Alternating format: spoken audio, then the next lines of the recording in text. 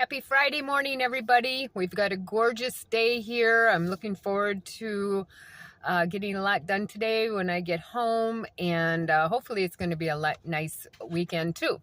So I got to thinking today when I was in the pool about a conversation that I had with somebody earlier this week, and we were talking about weight loss and fasting and that kind of stuff. And I remember her saying that she could never fast. She could never wrap her head around fasting, and she just thinks it's just the most unnatural thing that someone can do because everybody wants to eat. That's She felt like it was a survival mechanism to want to eat. And I remember I got to thinking about that because she really felt that way. And I remember before I started on all this and learned about fasting, I thought fasting was crazy. Who would want to do that? And so, but I learned, it seems so funny to hear that now because that's what I did think. But now fasting's been such a life, way of life for me now. And I've learned all the benefits, and I've felt all the benefits, and I can really believe what it's done for me. So, but I got to thinking that, eating several meals a day and deciding what to eat and what to cook and all the money you spend on takeout food or fast food or restaurants or meeting somebody and, should I eat this or I ate too much of that? And is this good for you? Or what's this got in it? That to me is very stressful.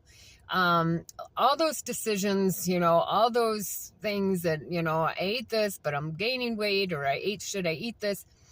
That is confusing.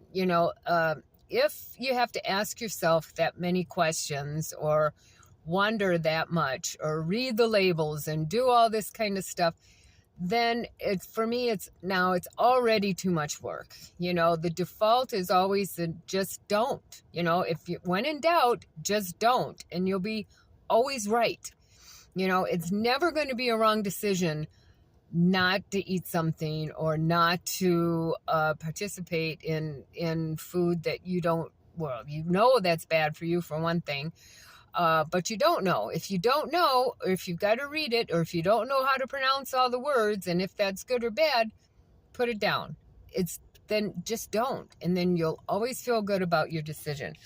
So fasting, as we know now, it's not new. It's an ancient thing. People have been fasting since the beginning of time. It wasn't until recently that we have this abundance of food and poor quality food where we don't even have to move to get it anymore. We don't have to get up to get it. We can call it and it can be delivered, and we can drive through and pick it up. We don't even have to walk and hunt and fish and pick it or cook it or anything anymore. And we've never been at this point in our history where food's been like this, and there's been modified food and all that processed food.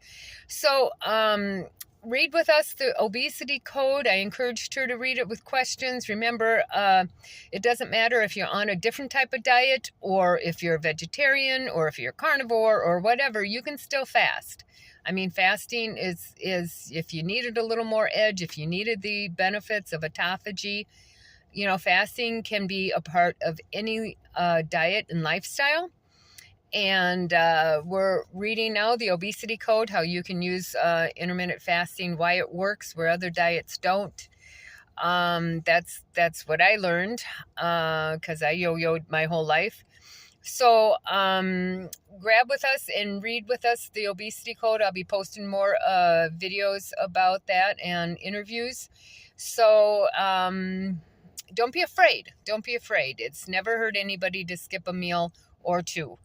And so that's what was reassuring to me, is that it's okay not to eat. So have a good weekend, everybody, and we'll check in with you next week. Be safe. Bye.